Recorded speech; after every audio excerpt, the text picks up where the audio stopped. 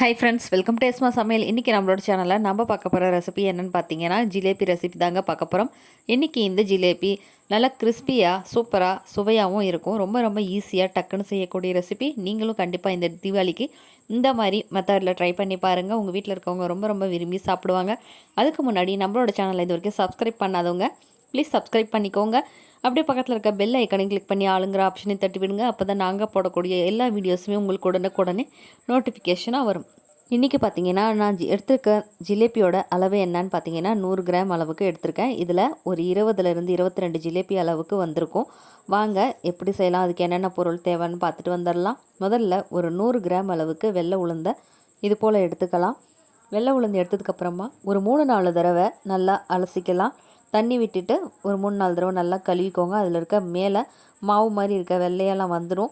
இப்போது நல்லா இது மாதிரி கைவிட்டு அலசி எல்லாத்தையும் க்ளீன் பண்ணி எடுத்து வச்சுக்கலாம். தண்ணியெல்லாம் சுத்தமாக ட்ரைன் பண்ணிவிட்டு புதுசாக தண்ணியை ஊற்றி ஒரு மணி நேரம் ஊற வச்சு எடுத்துக்கோங்க. நல்லா 1 மணி நேரம் ஊறினதுக்கப்புறமா இது போல் நல்லா ஊறி வந்துருச்சு. இதுக்கு நம்ம ஜிலேபி செய்கிறதுக்கு 1 மணி நேரம் ஊறினா போதும், இதுக்கு மேலே ஊற தேவையில்லை. இப்போ இதை தண்ணி நல்லா ஃபுல்லாக வடிச்சிட்டு ஒரு மிக்ஸி ஜாரில் போட்டு நல்லா ஃபைன் பேஸ்ட்டாக நைஸாக வர மாதிரி அரைச்சி எடுத்துக்கோங்க. முதல்ல தண்ணி இல்லாமல் அரைச்சிக்கோங்க. அதுக்கப்புறமா கொஞ்சம் கொஞ்சமாக தண்ணி தெளிச்சிட்டு அரைச்சிக்கோங்க.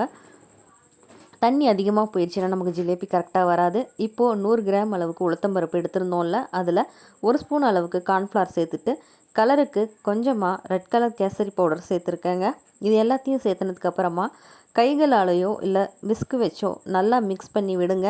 இது 10லேருந்து ஒரு 15 நிமிஷம் வரைக்கும் இது போல் நல்லா மிக்ஸ் பண்ணி விட்டிங்கன்னா நமக்கு ஒரு க்ரீமியான பஃபியான கன்சிஸ்டன்சி வரும்.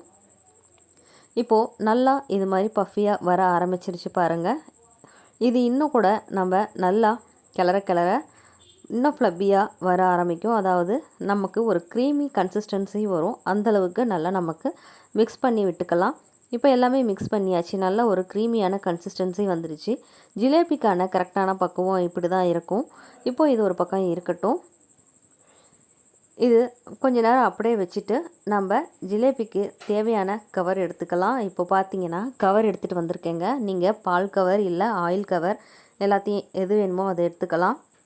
இதோட கார்னரில் நம்ம சின்னதாக ஓட்டை போட்டுட்டு பிழியலாம். பாருங்கள், நான் இந்த மாதிரி ஒரு கோன் ஷேப்புக்கு ரெடி பண்ணியிருக்கேன். டைட்டாக இருக்கிறதுக்காக ரப்பர் பேண்ட் போட்டிருக்கேன். கீழே நம்ம சின்னதாக கட் பண்ணி எடுத்து வச்சுக்கலாம். இப்போ அது ஒரு பக்கம் தயாராகிடுச்சு. இப்போ கடாயில் ஒரு 200 கிராம் அளவுக்கு சர்க்கரை எடுத்திருக்கேன். அதில் 100 கிராம் அளவுக்கு தண்ணி சேர்த்துக்கலாம். பாகுக்கு இது கரெக்டான கன்சிஸ்டன்சியில் வந்துடும். இப்போது வாசத்துக்காக கொஞ்சமாக ஏலக்காய் பொடி இல்லை ஒரு 3-4 ஏலக்காயை முழுசாகவும் சேர்த்துக்கோங்க. நீங்கள் இதுக்கு பதிலாக ரோஸ் எசன்ஸ் கூட ஊற்றிக்கலாம். அதுவும் நல்லா கமகமன்னு வாசத்தோடு இருக்கும். இப்போது இது கொதிய ஆரம்பிக்கிற டைமில் நம்ம கொஞ்சமாக கேசரி கலர் எடுத்துக்கலாம்.